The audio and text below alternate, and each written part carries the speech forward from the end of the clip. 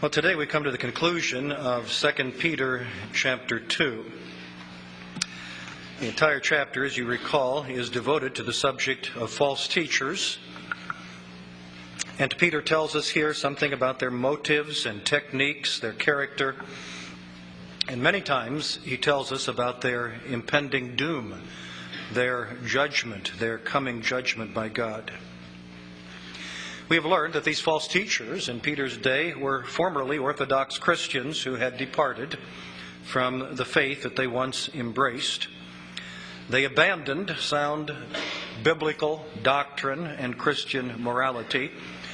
And as a consequence, they are now in worse spiritual condition than they were before they ever heard of Christ or ever named His matchless name. Today's text in verses 21 and 22 expands upon the insight that was given to us last week in verse 20. And here we learn clearly the true nature of an apostate. Because as the chapter unfolds, it becomes clear that that is exactly what Peter is describing, apostasy. And we learn a great deal about the nature of apostasy and the nature of apostates. So let us read verses 20, last week's text, and then verses 21 and 22 for today. Peter writes, "For if, after they have escaped the pollutions of the world, through the knowledge of the Lord and Savior Jesus Christ, they are again entangled in them and overcome, the latter end is worse for them than the beginning. For it would have been better for them not to have known the way of righteousness, than having known it, to turn from the holy commandment delivered to them. But it has happened to them according to the true proverb, a dog returns to his own vomit, and a sow, having washed, to her wallowing in the mire." We see in our portion for today, number 1, an explanation in verse 21, and number 2, an illustration in verse 22. An explanation, verse 21. We see the connection that links it to what goes before. We see that verse 21 begins with that English word for, the Greek preposition gar, which connects it to the previous verse and further explains it, especially the final clause of verse 20, which says, "The latter end is worse for them than the beginning." If they have embraced Christ, professing faith in Him, and turned from their worldly ways and lived in the way of righteousness for a time, and then they reject Christ and that way of righteousness and return to the world, the latter end is worse for them than the beginning. And now this further explanation in verse 21. "For it would have been better for them not to have known the way of righteousness, than having known it, to turn from the holy commandment delivered to them." Peter helps us understand this condition by way of comparison. Something is better than something else. Something is worse than something else. It would have been better for them not to have known the way of righteousness, that having known it, to turn from the holy commandment delivered to them. Better not to have known about Christ than to know about Him, say that you believe in Him, and then reject Him. Better not to have known the truth of the Bible than finding out about it, saying that you receive it, and then reject it.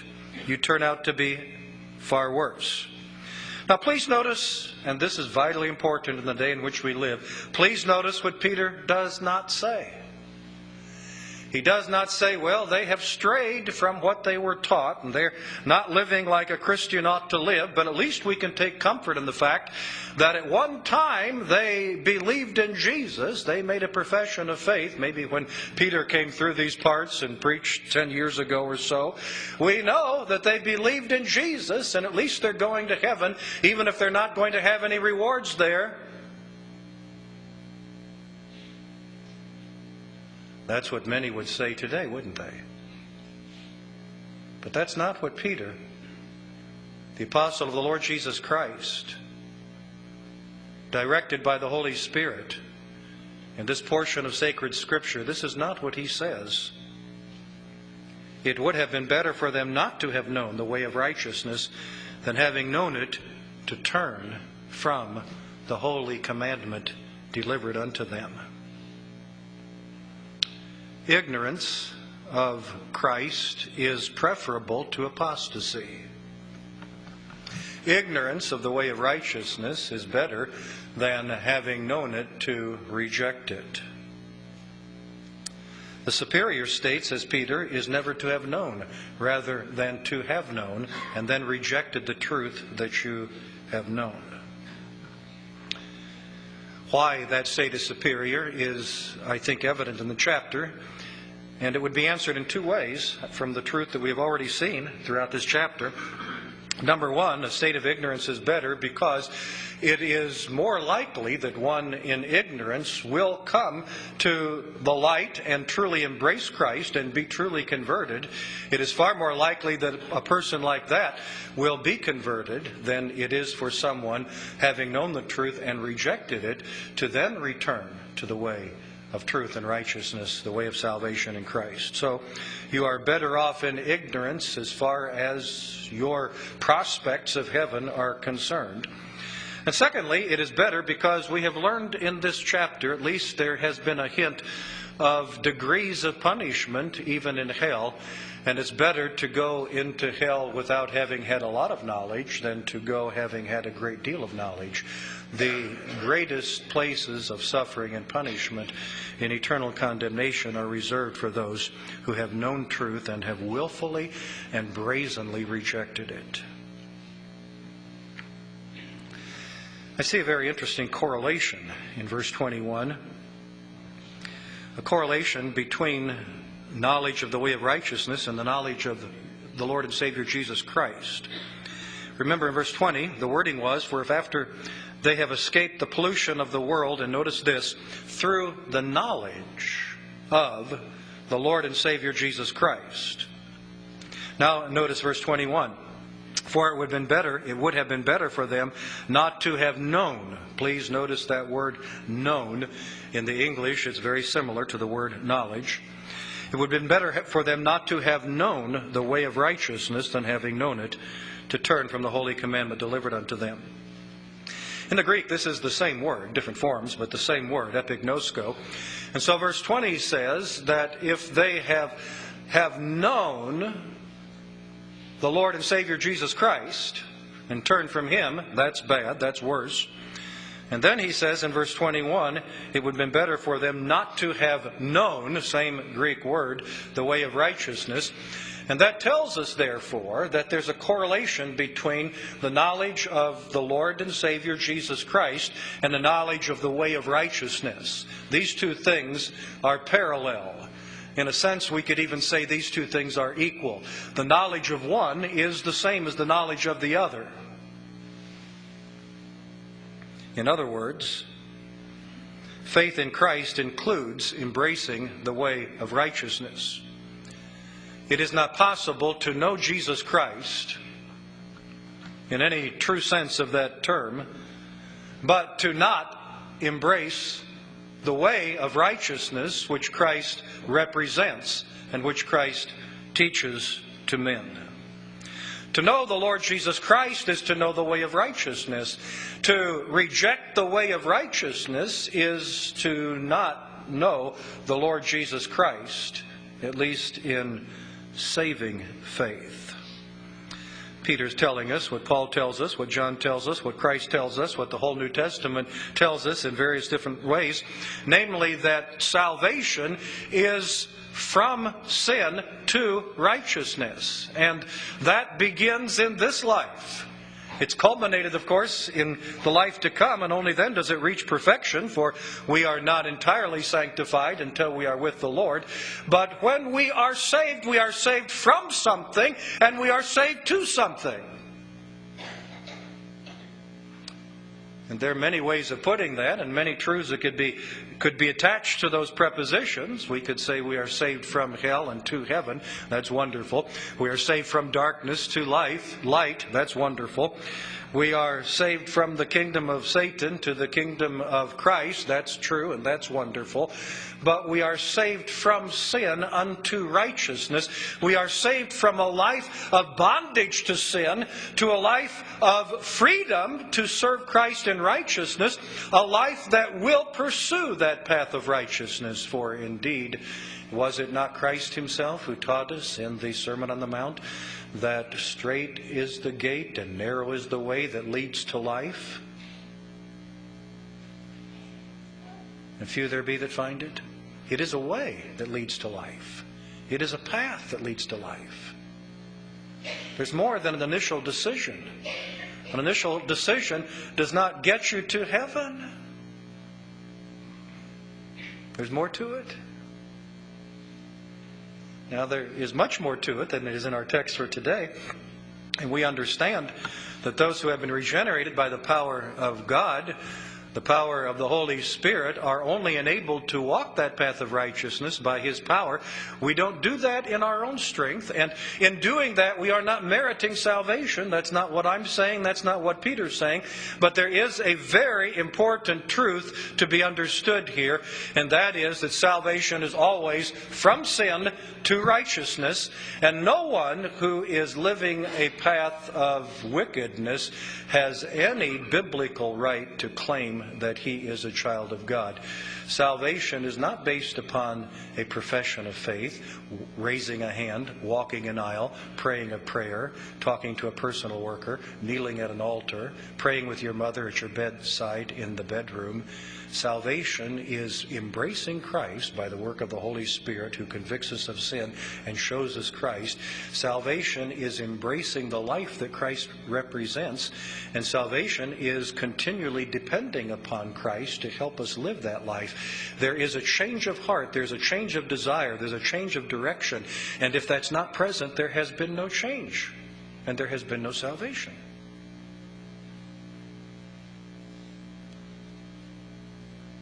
We don't hear a lot about that in modern American Christianity today, do we?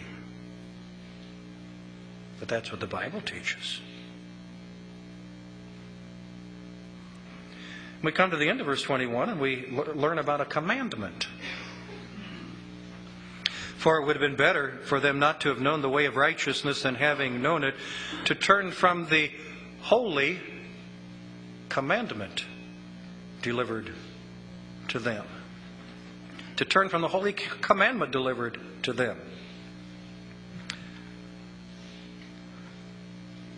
What were they delivered from? What was delivered to them? The holy commandment. What did they turn from? The holy commandment. Now, what is this holy commandment? Well, the holy commandment also correlates to something in the text. Even as the way of righteousness correlates to, or the knowledge of the way of righteousness in verse 21 correlates to the knowledge of the Lord and Savior Jesus Christ in verse 20. So this holy commandment in verse 21 correlates to the knowledge of the way of righteousness. Do you see that parallel? For it would have been better for them not to have known the way of righteousness than, having known it, to turn from, and we might have expected Peter to say, to turn from the way of righteousness. Because that is what he's saying. It would have been better for them not to have known the way of righteousness than, having known it, to turn from the way of righteousness. But now he inserts another phrase, another concept, which obviously is parallel. It would be better for them not to have known the way of righteousness than, having known it, to turn from the holy commandment delivered to them. And so now we have a third correlation. The holy commandment correlates to the way of righteousness. The way of righteousness correlates to the knowledge of the Lord and Savior Jesus Christ. So the holy commandment also correlates to a knowledge of the Lord and Savior Jesus Christ. These are three ways of describing essentially the same truth.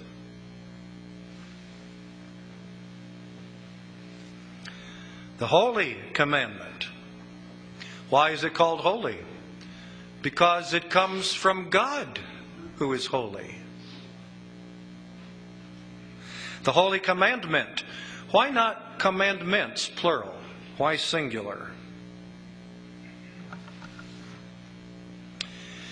Well, obviously, Peter wants us to think more in terms of a body of instruction rather than a single command.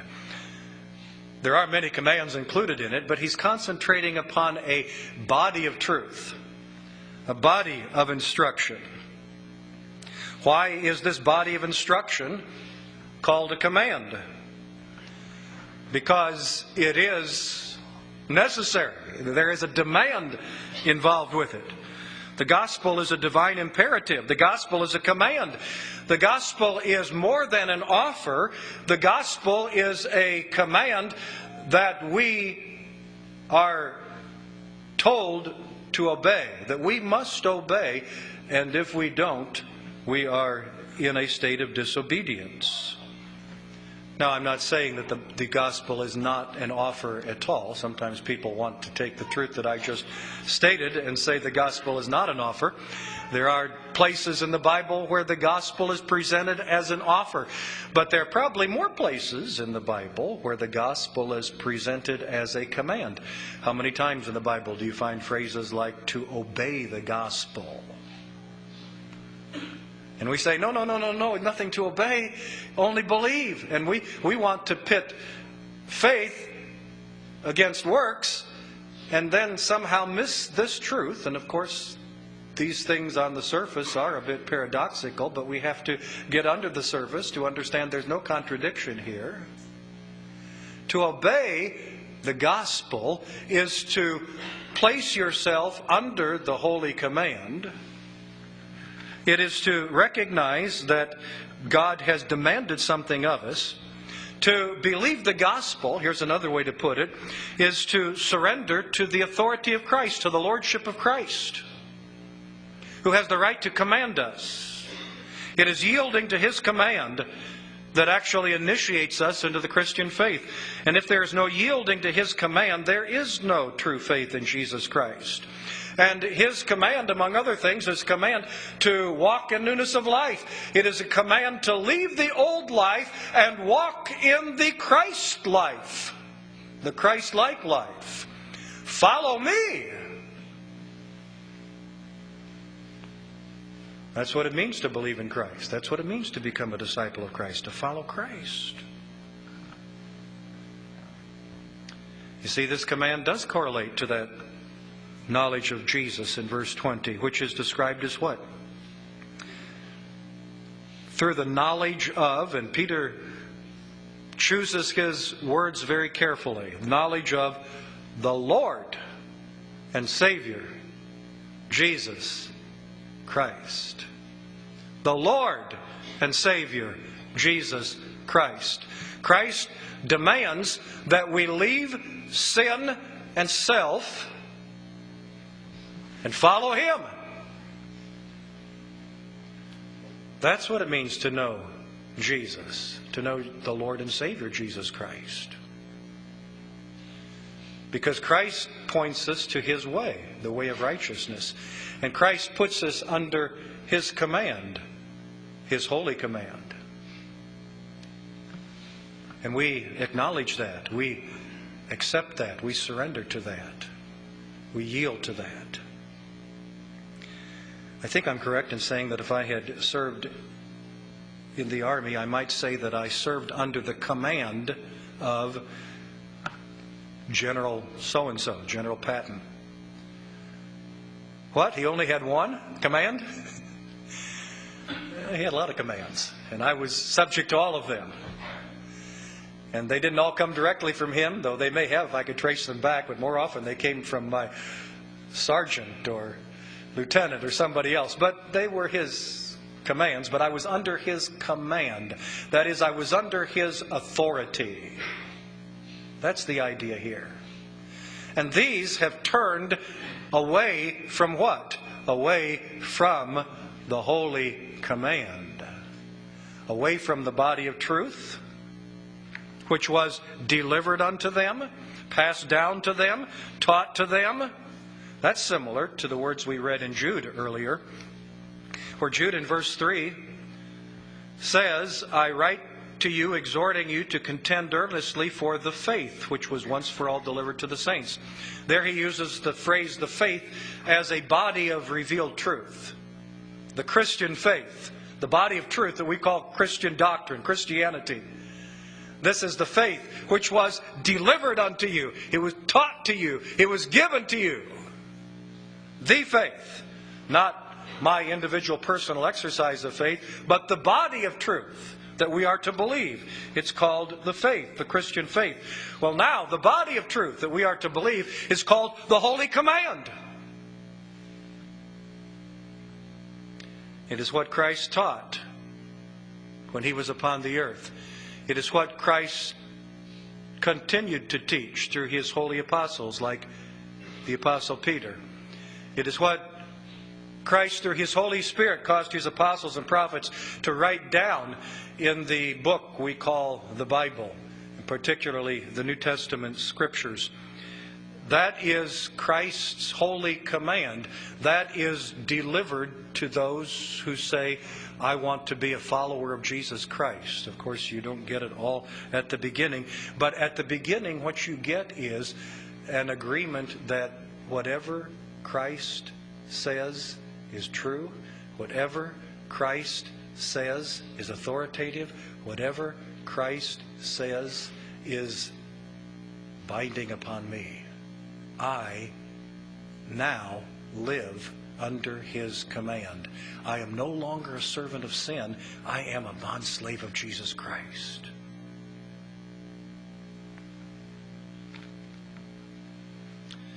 So what did these apostates therefore turn from? When Peter tells us it would have been better for them not to have known the way of righteousness than having known it, to turn from the holy commandment delivered unto them.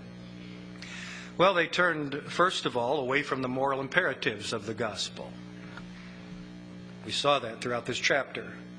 Their licentiousness, their immorality, having eyes, we were told in verse 14, full of adultery, that cannot cease from sin. They turned from the moral imperatives of the gospel. They decided they didn't want to live under the authority of Christ and didn't want to live according to the way that He had prescribed. They didn't want to live on the way of righteousness anymore. And so they turned from the moral imperatives of the gospel. And in so doing, they turned from the authority of Christ. They are throwing off His command. They are saying, I no longer am going to live my life under His command.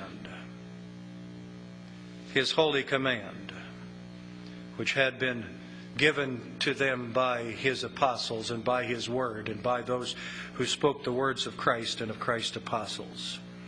And so in rejecting Christ's holy command, they are rejecting Christ. And this tells us, therefore, how apostasy progresses, or maybe we should say digresses. First of all, there is a rejection of law. Starting out, individual laws. Well, I don't know about this one, I don't know about that one. I don't know if I agree with this one, I don't know if I agree with that one. I'm going to live the way that I choose. Then there comes a rejection of the whole principle of law. When I start rejecting individual laws, then it pretty soon becomes apparent I have rejected the principle of law, that I am under law, that I am under obligation to obey the commands of Christ, that I'm under His holy command. But if I'm not willing to live by the details of His holy command, then what I end up doing, of course, is rejecting the whole principle of His command. I reject the principle of law. And when I do that, of course, what I'm doing is rejecting the Word of Christ, that is, certain portions of the Word of Christ. I may cling to others. Many of these people, as we've already seen in chapter 2, continue to be religious, and many of them continue to want to be identified as a Christian, so obviously they continue to hold to certain parts of the Bible, but they have rejected Christ's authority. They are not willing to accept the command, the body of truth that has been delivered to them as a whole. They now place themselves above the Bible and in essence above Christ, and they say, I'll pick and choose. I'll agree to this, but not to this. I'll believe this, but I'll not believe that. I believe the red letters in the New Testament, but I don't believe the rest of it. But of course, when you press them for certain details of the red letters, the words of Christ, you find out, well, they don't really accept all those either. They just said they did because it sounds good, but they don't really know what it says. And pretty soon they end up rejecting the whole Word of God. And make no mistake about it, that is the rejection of Christ. You may say, I'm a Christian, I believe in Christ, I'm as much of a Christian as you are. But when these things have been rejected, you have rejected Christ.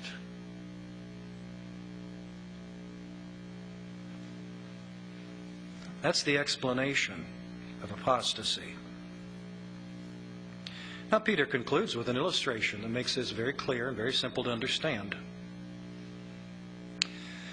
But he says, it has happened to them according to the true proverb, a dog returns to his own vomit, and a sow having washed to her wallowing in the mire. Two closely connected proverbs, so closely connected that you could even consider them one. But they're two, and they involve dogs and pigs. Even Jesus joined those two together in the Sermon on the Mount in Matthew 7:6 when he said, do not give what is holy to the dogs, nor cast your pearls before swine, lest they trample them under their feet and turn and tear you in pieces. Dogs and pigs, Jesus put them together. And Peter puts them together. And there are a lot of similarities in between dogs and pigs and in what Peter tells us about them here. Both involve unclean animals.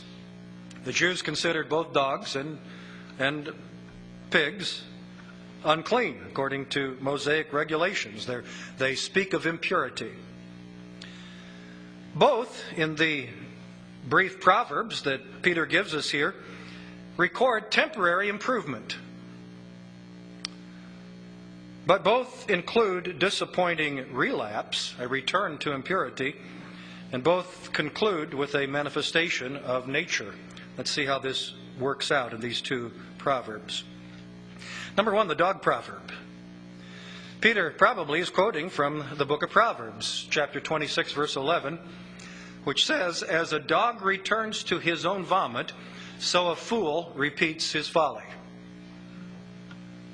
The dog, the vomit, that's what Peter's talking about here. It really does teach an important lesson.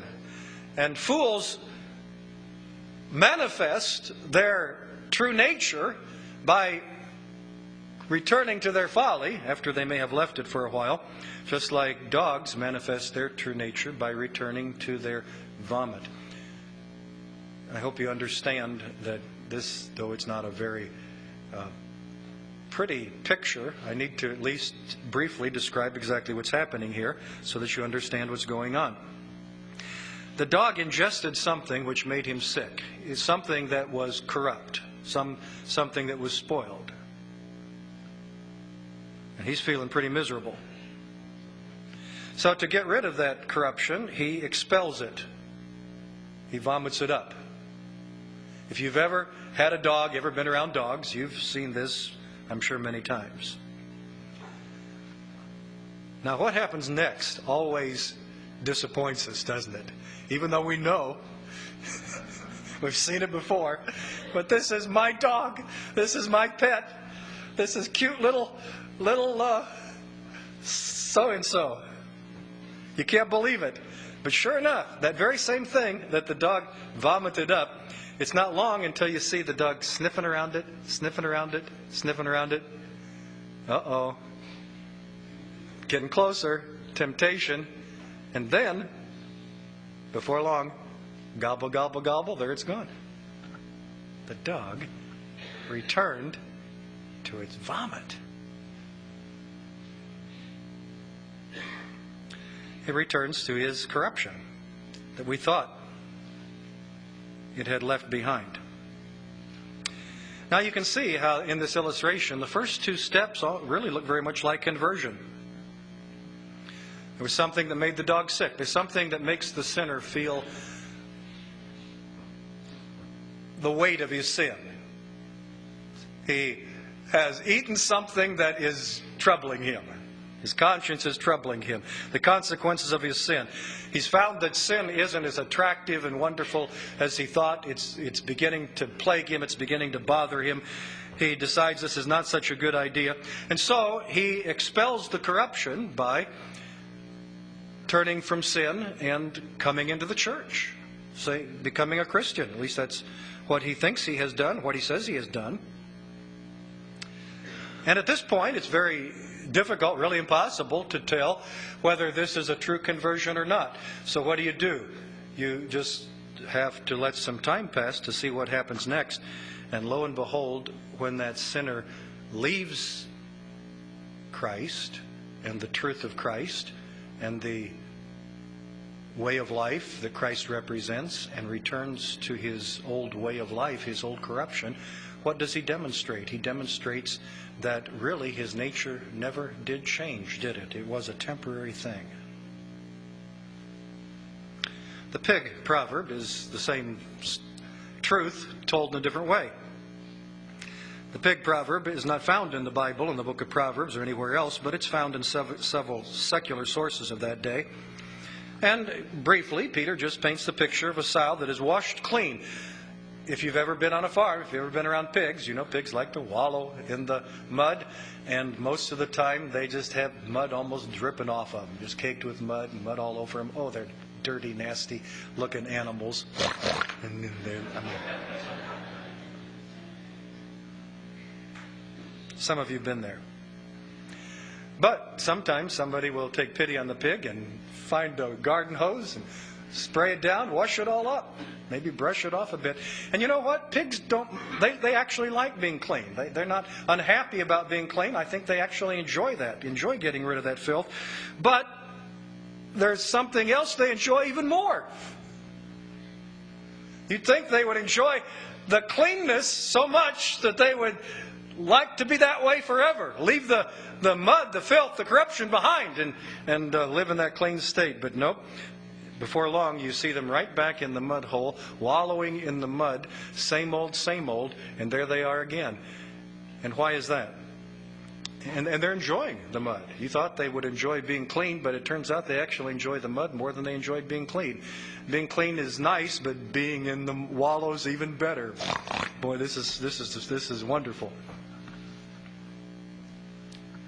And all of that reveals an unchanged nature. Nothing really changed. The dog returning to his vomit is acting exactly like a dog, and the sow returning to the mud is acting exactly like a pig, and the sinner returning to his life of sin is acting exactly like a sinner.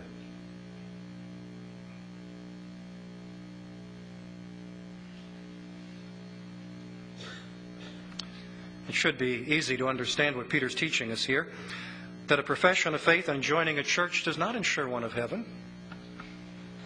Because he describes here seeming Christians. They seemed to be Christians for a while, but who obviously were never truly saved. Their nature never changed. And thus with the passing of time, the words of John in 1 John 2:19 come to bear. They went out from us, but they were not of us, for if they had been of us, they would have continued with us. But they went out, that they might be made manifest, that none of them were of us. Going out from the people of God, going out from the Christian way of righteousness, going out from Christian doctrine, orthodox doctrine, leaving these things behind to wallow in the mud of the world again. What is that an indication of? That's an indication of a nature that has never been changed. They were always unclean inwardly, though they appeared to be clean externally. The dog appeared to have gotten rid of the corruption and didn't want it, but guess what? It really did. And back it goes again. The pig appeared to want to be clean, but that turns out not to be so. The return to the mud indicates the true nature of the pig. And thus we learn again what the Bible teaches elsewhere, that perseverance in the way of righteousness, perseverance in the way of faith, faith in the Lord Jesus Christ, the way of righteousness, the holy command, put all three together, perseverance in that way is the mark of true conversion. It is the nature of the apostates that causes them to return to what is disgusting and dirty. Because the true nature of the false teachers never really changed. They changed their habits for a little while. They changed their company for a little while. They hung out with the people of God. They changed their doctrine for a little while, but what they wanted more, what they really liked, what they really desired, was the overpowering factor in their life, and they returned to what they were, what they are, which had never changed.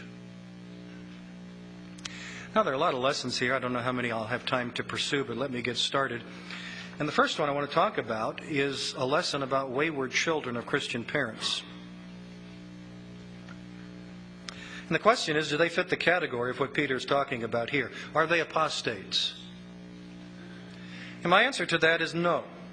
Probably not. Not in most cases. Because we're talking about, in the case of apostates, those who were in the world, living in the world, then came into the church, embracing the Christian doctrine and lifestyle and saying that they had embraced Christ, and then reject that and return to the world again.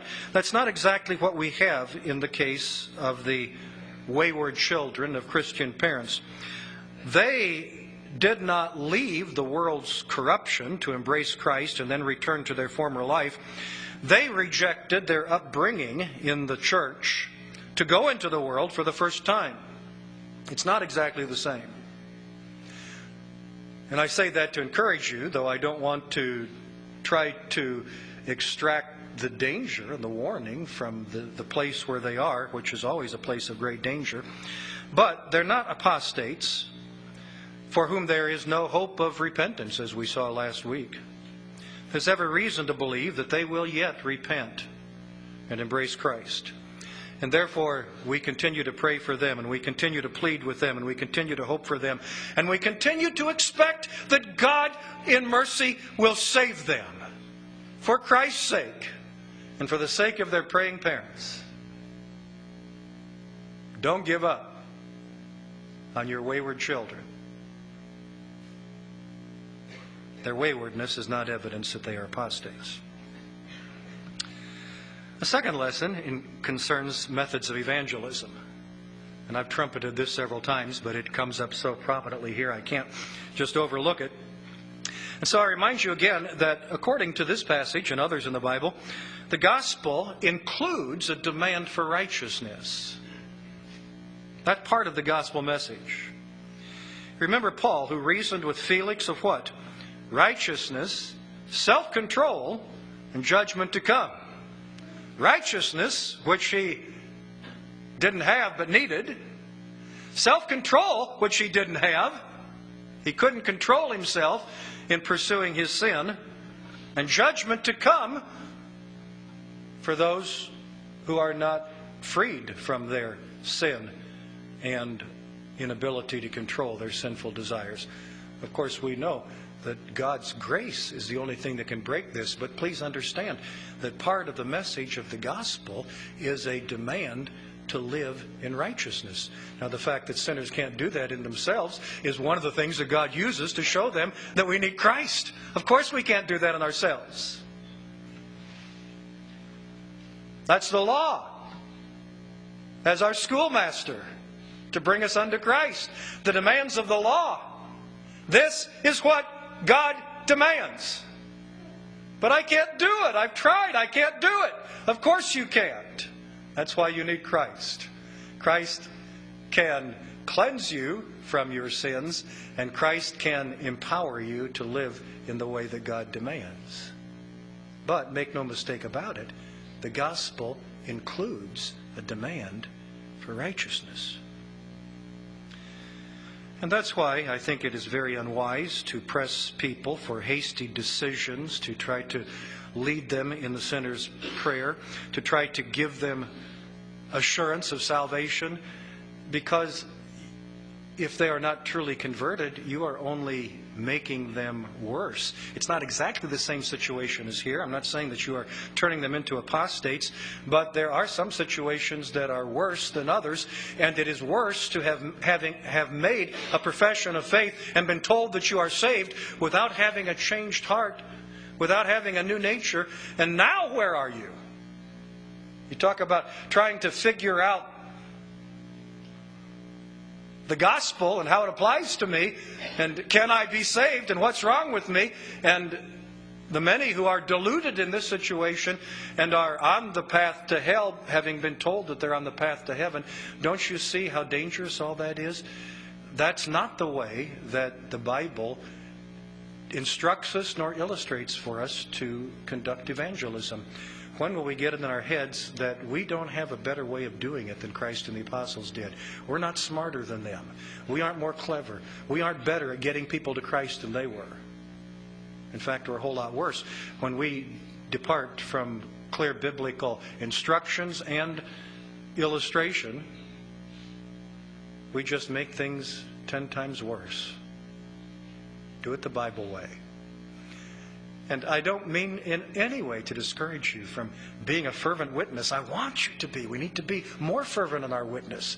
But tell them the truth and leave it with them and God. You're not the Holy Spirit. You can't birth them into the family of God.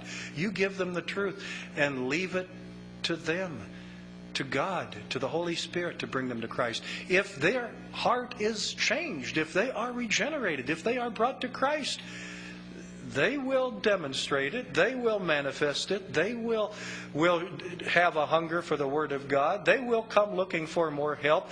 They will be willing to obey Christ's command to be baptized. You don't have to get a rope around them at the beginning to make all those things happen, because if you make them happen on your persuasion, then you've got a product that's worse in the end than what you started out with. Do you see that? I quickly mention a lesson about the justice of God, just to point out that the punishment of the false teachers in this passage is to give them over to what they have chosen.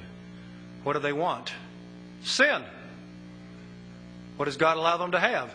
Sin. But that's not the end. Because in choosing sin, what are they choosing? Hell.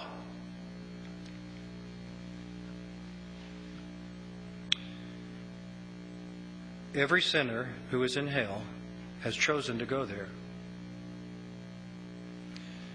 And for every sinner who is in hell, God has ratified His choice. I wouldn't trumpet free will, because I know where free will takes us every time. You're not going to get yourself to heaven by your free will. Why?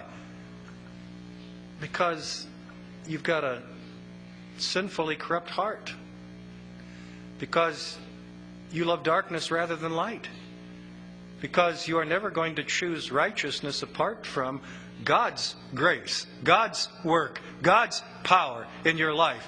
Don't go trumpeting your vaunted free will. Your free will, yes, you're free to choose, but I can tell you what you're going to choose if left alone, left to yourself. I can tell you what you're going to choose. You're going to choose error. You're going to choose false religion. You're going to choose sin. That's what you want. That's what you desire. And when you're choosing that, you are choosing hell. And you're going to get exactly what you choose, and God's going to ratify your choice. In the end, every one of us go to his own place. The Bible tells us that Judas went to his own place. Everybody does. Now, when grace changes us and gives us a different desire, and we choose Christ and righteousness, then we are choosing heaven. And we go there by God's grace. But everyone in the end gets exactly what they chose. Who can fault the justice of God in that? Surely no one who's thinking properly.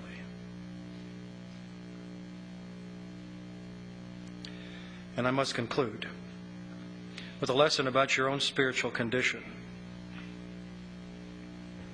The apostasy that's described here could be a description of some who are present in this building today. I would have no way of knowing. But I know some who have been on the same pews in the past who give every evidence in the passing of time and where they are today of being apostates. It is a serious matter. We are always wrestling with this paradox on the one hand of Bible assurance and Bible warnings. The Bible does tell the children of God that they may have assurance that they are God's child and on their way to heaven. But then there's always the warning that if you leave Christ, if you leave the Bible, if you leave the way of righteousness, you have no assurance.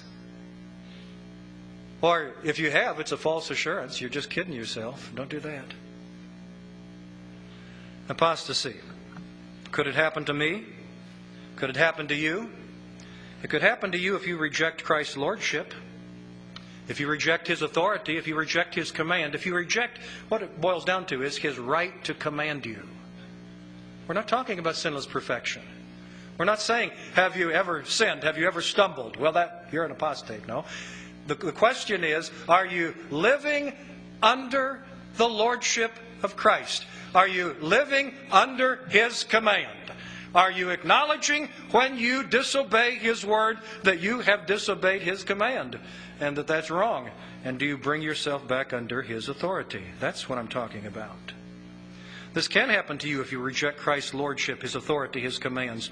This can happen to you if you willfully pursue sin and continue to pursue it, knowing exactly that you are sinning against what the Bible tells you. This can happen to you if you ignore calls to repent when you are pursuing sin and God the Holy Spirit and God's messengers are calling you to repent and return, and you ignore all that. Yes, you can become apostate. But this cannot happen to you if you will live under the lordship of Christ. This cannot happen to you if you continue to renew your faith in Christ every day, to exercise a renewed faith in Him every day that you live. This cannot happen to you if you war against sinful temptations and agree that they are sin and that they must not be yielded to. And this cannot happen to you if you repent and return whenever you stumble, confess your sin as sin, acknowledge it as sin, acknowledge that God is right, the Bible's right, Christ is right, His Word is right, I am wrong, I have sinned, I plead for forgiveness, I accept the pardon that has been offered, I return to the command of Christ. I ask you, O Lord, to help me to live according to your command, according to your ways of righteousness. As long as you are doing that, you cannot fall. You cannot apostatize. You cannot go to hell. It's interesting that both Calvinists and Arminians believe that perseverance is necessary to go to heaven. It's only that in the middle crowd, the Calminian, that has carved out a really strange gospel that somehow assures of heaven for those who've ever made a profession of faith, even though they spend their life walking the broad way that Jesus said goes to destruction. Now, perseverance is necessary to go to heaven. It's just that the Arminians think that that's their contribution. That's their effort to get to heaven. Calvinists understand that's the mark of God's work within me. That's the evidence of the Holy Spirit within me. But that is always the evidence. It's not just sometimes the evidence. It's always the evidence. God help us. Shall we pray? Oh, Father, how grateful we are that you have given us your word. You have given us your Spirit. Oh, thank you for giving us Christ.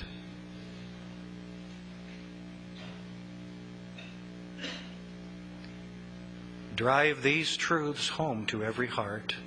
May they be gladly embraced, zealously pursued, faithfully applied.